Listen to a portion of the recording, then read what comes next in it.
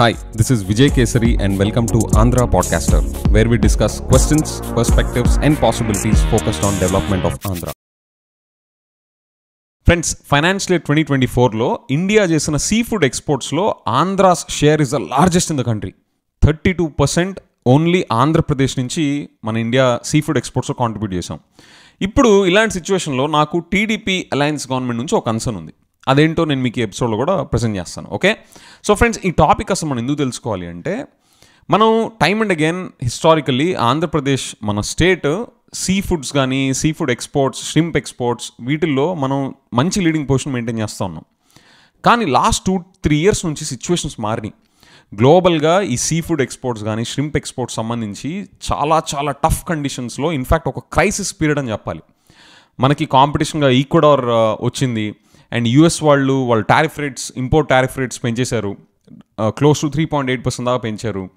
And covid వల్ల supply glut create అయింది. దానివల్ల ఈ ష్రింప్స్ కానీ వీటి ఎక్స్పోర్ట్ మార్కెట్లో వాటి రేటు పడిపోయినాయి. నెక్స్ట్ వీటి ఫీడ్ కాస్ట్ పెరిగిపోయినాయి. ఇలాగా గ్లోబల్ మార్కెట్స్లో నుంచి మనకి చాలా చాలా టఫ్ సిచ్యువేషన్స్ అండ్ ఒక రకమైన క్రైసిస్ పీరియడ్ని మనం ఫేస్ చేసినా కూడా, అంటే ఒక సామెత ఉంటుంది కదా, అన్నీ సక్రమంగా జరిగితే, అంటే అన్నీ మనకు అనుకూలంగా జరిగినప్పుడు మనం ఎంత గొప్ప చూపించడం కాదు, అన్నీ మనకి ప్రతికూలంగా ఉన్నప్పుడు, ఓకే, మనకి యాంటీగా ఉన్నప్పుడు మనం ఎలా నిలబడ్డాం అనేది మనకి మన పర్ఫార్మెన్స్ని, మన స్టామినాని చూపిస్తుంది కదా. సో ఆ పాయింట్ని హైలైట్ చేస్తా.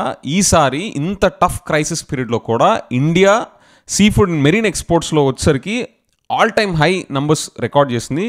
Somewhere around 7.4 billion US$ for the financial 2024 all time high numbers create చేసింది. అందులో మన Andhra Pradesh is the largest contributor. Okay, ఇది మన చెస్ట్ థంపింగ్ అచీవ్మెంట్ అని చెప్పచ్చు. ఫ్రెండ్స్, ఇక్కడ నా కన్సర్న్ ఏంటి అంటే, ఇప్పుడు లాస్ట్ టైం వైసీపీ రెజీమ్లో చూస్తే పోర్ట్ ఎకానమీ అని చెప్పేసి ఫిష్ ల్యాండింగ్ సెంటర్స్ అని, ఫిషింగ్ హార్బర్స్ అని మంచి ఫోకస్ పెట్టారు. ఓకే, గుడ్ పేస్తో నడిచినాయి ప్రాజెక్ట్స్, ఇంకా ఫినిష్ అవ్వాల్సిన వర్క్స్ కూడా ఉన్నాయి. ఓకే, అండ్ ఆ హార్బర్స్ వాటి చుట్టూతా వాల్యూ యాడెడ్ ప్రోడక్ట్స్ తయారు చేయడానికి ఫుడ్ ప్రాసెసింగ్ పార్క్స్ కానీ ఇలాంటి ప్లాన్స్ కూడా వాళ్ళ డిస్కషన్స్లోకి, వాళ్ళ డెవలప్మెంట్ ప్లాన్స్లోకి వచ్చినాయి. ఓకే, ఇప్పుడు గవర్నమెంట్ మారింది. నా కన్సర్న్ ఏంటి అంటే, ఈ పోర్ట్ ఎకానమీని సీరియస్గా తీసుకున్న వైసీపీ గవర్నమెంట్ దాని మీద ఇన్వెస్ట్ చేసింది కదా, ఇప్పుడు పొలిటికల్ యాంగిల్తో చూసి టీడీపీ అలయన్స్ వాళ్ళు దీన్ని ఫోకస్ చేస్తారా చేయరా అనేది నా కన్సర్న్. అంటే మనం చూస్తున్నాం ఈ వెండేటా పాలిటిక్స్ని, ఇవన్నీ వీళ్ళు ఇందులో కూడా ట్రాన్స్లేట్ చేస్తారని నేను అనుకోవట్లేదు. బట్ నాకు అదొక స్మాల్ కన్సర్న్ ఎరైజ్ అయింది. ఇంత క్రైసిస్ పీరియడ్లో కూడా మన వాళ్ళు ఇంత మంచి పర్ఫార్మెన్స్ చూపించారు సీ ఫుడ్ అండ్ ష్రింప్ ఎక్స్పోర్ట్స్లో. అలాంటి ఇండస్ట్రీని మనం ఇంకా బూస్ట్ చేయాలి అనేది చాలా క్లియర్ టేక్అవే.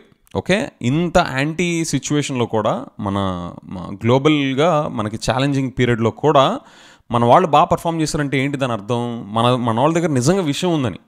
సో అలాంటి సిచ్యువేషన్లో మనకి ఇప్పుడున్న టీడీపీ అలయన్స్ కూడా మంచి సపోర్ట్ చేయాలి అనేది నా కోరిక.